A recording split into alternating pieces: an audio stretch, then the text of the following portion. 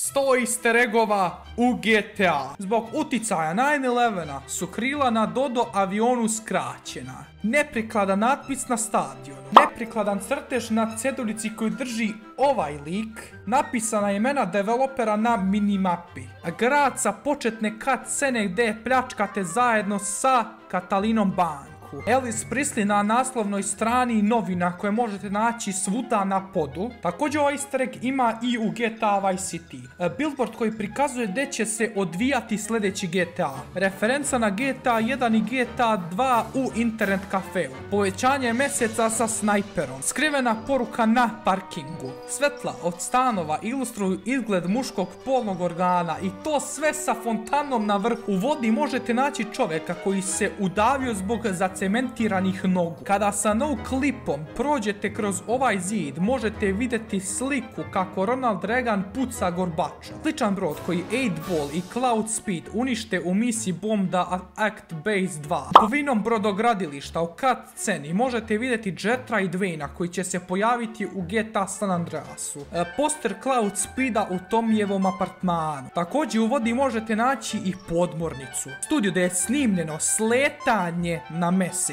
Ponovno povećavanje mjeseca sa snajperom. Jaje iza prozora u VCN zgradi. Na poker kartama u kazinu možete vidjeti likove iz prošlih GTA serijala. Replika Sega konzole u CJ-ovoj kući. Referenca Max Payne na staklu na pumpi. Poruku koja vam iskoči kada sačuvate igru GTA 2 u GTA San Andreasu. GTA Vice City mapa u kanti za đubre u Angel Pine. U zerovoj radnji možete naći kutije od žvaka sa GTA Vice City logom. Kreatori GTA serijala na kraju Monster Truck trke kao učesnici. Pre nego što odete dobijete Big Smoke-a će vas sačekati jedna lepa poruka na otiraču ispred njegove sobe. Avery Carrington i Candy Sucks u Las Venturasu pored kazina. Upleti auto koji ne može da se popravi. Most iznad Grove Streeta može da se uništi. Ovo je predviđeno kada Tenpenny sleti sa ovog mosta na zadnjoj misiji. Fotografer koji nije zadovoljan sa svojom slikom i zbog toga izvršava samoubistvo. Ken Rosenberg pomešao CJ-a sa Tomijem.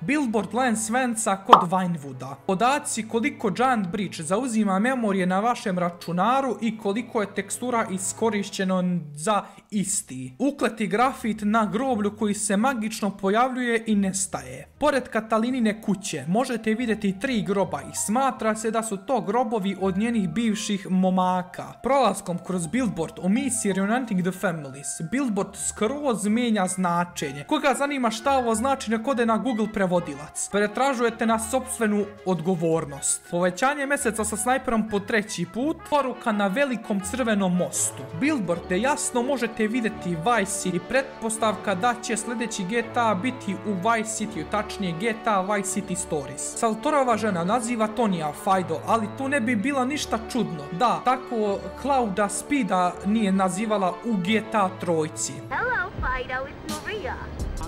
Hey Fido, let's go visit Chico and get some potty treats. Čudan billboard koji pokazuje Rockstarov fetiš prema ovom easter eggu, to jest tačnije prema muškom polnom organu. Reklama za Dider Satch, butik iz GTA San Andreasa. Povećanje mjeseca i u ovoj igri postoji. Billboard CJ-a kako igra košar. Promocija novog filma koji snima Candy Sucks.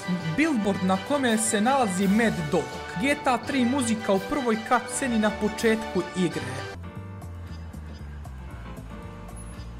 Skrivena poruka koja se nalazi na istoj lokaciji kao u GTA trojci sa izmenjenim tekstom. Muški polni organi u novoj zgradi postoji i u ovoj igri. Parodija na supermarket Lidl. Povećanje mjeseca je i dalje tu. Restoran pod imenom Barzini koji aludira na Emilia Barzinija iz filma The Godfather. Referenca na voice sektora glavnog lika iz GTA Vice City-a. Poruka u brodu nam govori da ovdje nema ništa i da proverimo VCN zgradu. U ormaru možemo vidjeti košulju koju Tommy Vercetti nosi u GTA Vice City. Victor Vance može da nosi isti outfit kao CJ sa početka igre. U misiji Dom Arigato, kod koji otvara sef kada se prevede sa tastature sa 9 tastera dobit ćete Vice. Ako odlučite da proverite VCN zgradu kako vam je poruka na brodu rekla, vidjet ćete jaje iz GTA Vice City-a u izgradnji. Kada odete na policijski sajt možete vidjeti lika koji je rodom iz Carcer City-a,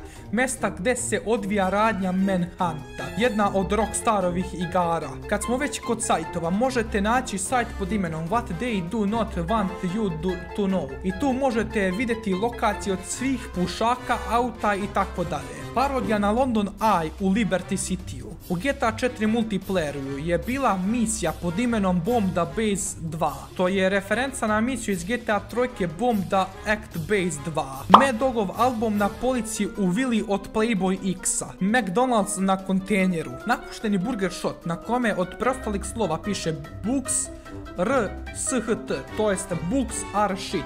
Na novinama možete vidjeti sliku Donald Lava iz GTA 3. U ranoj verziji Rockstarovog sajta u pozadini ste mogli da vidite bukiranu kartu od Nika Belića za San Andreas. Na televizoru možete naći program koji emituje program iz Los Santosa, Las Venturasa i Bulwarta. Na svetlećem billboardu iznad pozorišta možete vidjeti moguće pojavljivanje Love Fista, grupe iz Vice City-a. Ljubičasti dildo iz GTA San Andreasa zakopan u zemlji. I još Rockstarovog fetiša prema muškom polnom organu. Prepreke na golf terenu su zapravo jedne od poznatijih građevina iz GTA San Andreasa i GTA Vice City-a. CJ na billboardu pored neke žene kako uživa u viskiju. Kada ubijete Playboy X-a dobit ćete outfit Cloud Speeda iz GTA 3. Na istom golf terenu od malopre možete vidjeti sliku Vinewooda i Los Santosa. To aludira da će se sljedeći GTA odvijati u Los Santosu. U njihovom prvom apartmanu možete vidjeti žvrljotine gdje pišu imena glavnih likova iz starijih GTA igara. Zgrada gdje stoje slike i artworkovi iz starijih GTA igara. Srce u klipu slobode. Pečurke u Franklinovom dvorištu koje aludiraju na Marija i Luigija i Super Marija. Michael kada je sam ima šanse da kaže Daddy's back bitches, što je referenca na početnu rečenicu iz GTA 4. Čudna kokoška na Mount Chiliardu. U ovom tunelu možete vidjeti Los Santos grafit u GTA 1 fazonu. Franklin, Michael i Trevor su se na misiji Blitz Play obukli identično kao Tommy i ostala ekipa u pljačci banke. Grafit koji nam želi dobrodošlicu nazad u Los Santos nakon GTA San Andreasa. Kroz GTA 5 mapu možete vidjeti obeležja vezana za GTA San Andreas. Raketiranje Michaelove kuće, dobit ćete poziv od njega da to prestanete da radite. U jednoj misiji za taksi kompaniju možete vidjeti Nikove i Romanove tablice. Statua dinosaurusa koji izgleda slično kao Barney iz crtanog filma Barney and Friends. Kada uhvatite Bigfoota u misiji The Last One, vidjet ćete da lik iza maske liči na Jimmy Hopkinsa iz Bullija. Kada pređete 100% igru možete vidjeti NLO na vrhu Mount Chiliarda. Kada se prebacite na Trevora imate šansu da on prati lika sa skuterom što aludira na tada najpopularniji GTA 4 video.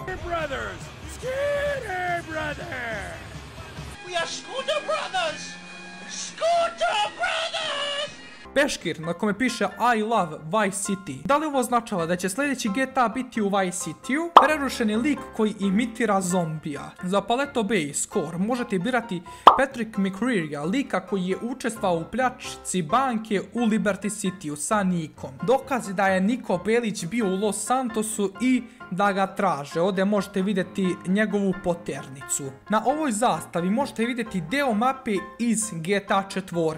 Na misiji Hood Safari možete vidjeti 3 lika na biciklama koji predstavljaju Big Smokea, Raidera i CJ-a. I najpopularniji easter egg u čitavom GTA koji označava tok GTA 5 priče. Dobro poznati kao mural za jetpack.